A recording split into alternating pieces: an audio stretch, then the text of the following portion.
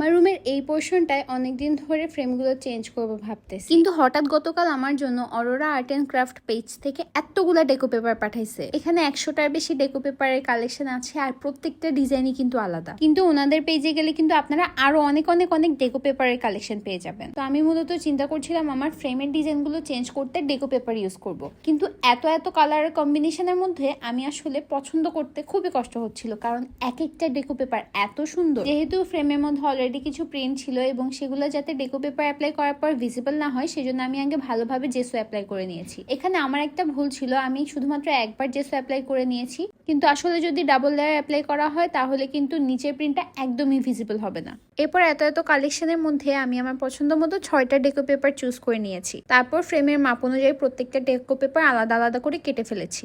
ডেকো paper অ্যাপ্লাইয়ের জন্য আমি mod pause gloss use করেছি।